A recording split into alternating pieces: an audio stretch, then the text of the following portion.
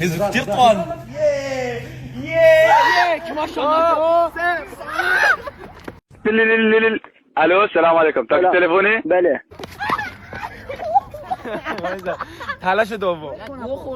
یا اله الا الله مگی خانم استغفر الله.